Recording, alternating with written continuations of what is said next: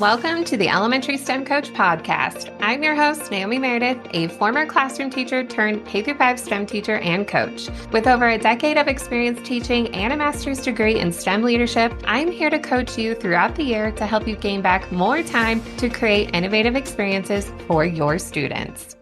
If you have 3D printers in your classroom, but you're wondering how to 3D print with the littles, this podcast episode is perfect for you. This is also perfect too if you are looking for simpler 3D printing projects that only take one class setting. And I'm going to share with you all about how I do this with my students. This is actually the second time I am recording this episode. I went ahead and recorded the whole thing, uploaded everything into my editing software, and started to play it, and there was no sound. So, second time's a charm.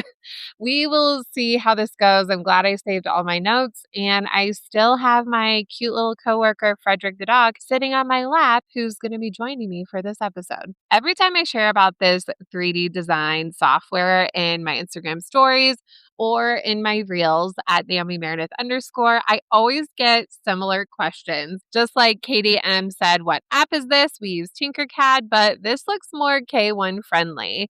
And Anita G asked one time, you've shared a program for littles. What is it? So if you've seen this when I do 3D printing with kids, it's really cool where the kids draw on one side of the screen. I call it the green side. And on the opposite side, as they are drawing, the pink side, it shows them what their 3D design is going to look like. So it's a great comparison between 2D and 3D and really helps kids understand the difference between the two. The app is called Doodle 3D Transform. There is a paid app, which I highly recommend, and I'll explain to you why in a little bit. But you can also use it on a desktop, just in a web browser, or if you even go straight to the website on an iPad, it works as well. One of my STEM teacher friends, she actually did this where she created a bookmark on the classroom iPads that she has, and then it looks like an actual app, but it actually takes to the website. The physical app for tablets is paid, but I highly recommend getting the paid version because sometimes there are some weird glitches, and Sierra S actually has the same thing happen that I have happen. She asked, do you have any suggestions helping students use 3D on the iPad? My students would accidentally zoom in too much and then they couldn't navigate to zoom out. Yes, I have the same thing. And I don't really have an answer. I don't know what happens. I think maybe the kids do try the zooming in and out hand gestures, but it doesn't work well on this app, especially if you are using the web browser version. If you have the paid version, it really does prevent a lot of that zooming in and out. So I haven't found a solution. I thought I did one year and it doesn't work anymore. So if you use Doodle 3D Transform and you know how to fix it, let us know. Let me know. Send me a message because it can get really frustrating when you're using the web browser version. You can't zoom back out and the kids actually have to start over, which can cause some tears when they're in the middle of a project. What's also really great about this is you don't need a login. So everything's right there. There's no extra steps. Don't get me wrong. I absolutely love Tinkercad. And in fact, I use Doodle 3D Transform with my K1 students or with my club students when I want quicker one-day challenges. But I like to start Tinkercad as early as second grade on up. So there's purpose for both apps, just where kids are at typically and developmentally and what works best. So that is why I like to use Doodle 3D Transform. In terms of lessons, I've done a few things. I have a whole 3D printing bundle for K-5 where all of the lessons are standards based and they go through the entire engineering design process with their 3D prints. For kindergarten, we talk about ways to take care of the earth. and kids design a Earth Care keychain charm where they choose one of those ways that they researched about and they make a keychain to help remind them of how they're going to take care of the earth. For first grade, this is probably one of my top favorite 3D printing projects, but the first graders learn about animals, the babies and their adults, and how they're similar and different. And then they choose the animal they want to make the baby and the adult. And some of them make multiple little babies. Like I had somebody make the cutest mom dog and little puppies. So cute. And then we end up coloring those designs with some paint pens. And I do that for the kindergarten one as well. Recently in my 3D printing club, we read the story, The Adventures of Beagle and the Unimaginary Friend. And we were talking about magnets with this lesson. So there's a whole thing with magnets. And then kids actually design their own unimaginary friend that would be 3D printed in multicolors. So in the past, and you can still do this with Doodle 3D Transform, you can download the prints in one solid color. And like I mentioned with the animal traits, you can have kids color with paint pens.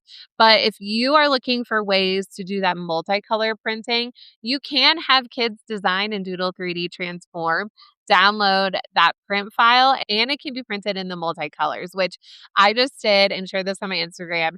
That a lot of you have been asking about this lesson. So if you go to my TPT shop, Naomi Meredith, and search up Beagle, you can find this lesson. I've added the updated version where you can have kids build with paper their imaginary friend, but I also added a whole thing where you can have them create it with 3D prints. Speaking of downloading the files, I was chatting with Elizabeth M in my Instagram DMs about downloading the files, and she was having issues downloading the STLs and it just wasn't reading in her slicing software, which I thought was a little bit weird, but they all work different. They all have their kinks. So it is what it is. What I did, and it ended up working out for her, is I recommended to her to download the files as an OBJ file.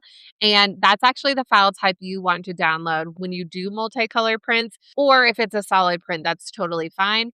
And so that actually ended up working out well for her, and she was able to print their designs. Something else I've actually done is you can actually download the files as a Doodle 3D Transform file. And what happens is when you download it like this and upload it into your computer, if you open up Doodle 3D Transform in your web browser and open up their file type in there, you actually can see everything the student created and manipulate the design. So if they have some random little things floating around on the workspace, or you need to change a couple of the colors, you can actually do that. So I've done this before. I can resize the things on there, kind of do a little bit of fixing, which I do with Tinkercad also when I check their work. It's so automatic for me that it's just a good practice. So that's actually really helpful too. So you can upload it in that file type and then you can re-download it as an STL or OBJ file. So that's a little hack with Doodle 3D Transform. If you're watching the video version, I have all your questions written down on sticky notes because when I was prepping for this, my computer died. So I had my phone and sticky notes. So that's what all these little papers are for. Jennifer B asked about Doodle 3D Transform. She said, so after they're done drawing in 3D Doodle Transform, how do you send it to the printer? So the way that this program works, and same with Tinkercad, they don't talk directly to your printer, which I think is a good thing when you're designing things with kids. So if they're on a Google Doc, a lot of times you can click print and it will print. Now, a lot of schools these days don't allow students to directly print. There's usually a middleman. That's how it is with these 3D platforms. So once kids create their print, they just can't click print and it talks to your printer. So don't worry about that. You just have to go through and download the files. So what I like to do is download all the kids' files, have it saved in one folder on my desktop, and then I can go through and have that organized. If you're looking for a great system of keeping all your prints organized and answering student questions, what is printing right now? Whose is finished? Whose is up next? I have a free 3D print station where I use the same exact system from when I started 3D printing and continue to do this system. It's very easy to implement, really, really helpful, and will keep you organized, get all the prints done. I would do 3D printing with all the grades K through 5 and got all the prints done by the spring. So this is a tried and true method. And if you need more support with 3D printing in general, I have my 3D Printing 101 workshop. It's 2 hours on demand where you can watch back the recording when I went live with teachers and have access to all the materials to walk you through systems and routines, a great starter lesson, and answer some questions that you might have about 3D printing. Or maybe you have a printer, you're getting one soon. What are the things you need to know? That's a great workshop for you. I hope that helps answer your questions, maybe get you excited about doing 3D printing with the younger kids, or even more simple projects that you can just crank out and get done. But it's just really fun teaching 3D printing. It's one of my most favorite things to teach. And once you get the hang of it, it's actually really easy to manage and pretty low on materials, really. You just need devices, filament, and a printer. So expensive to start up, but once you get going, it's actually pretty fun to manage, and the kids get really excited too when they see their prints. If you have any other questions, feel free to send them my way over on Instagram at Naomi Meredith _ or send me an email, and maybe your question will be answered on the next podcast episode. Thank you so much for listening to today's episode of the Elementary STEM Coach Podcast.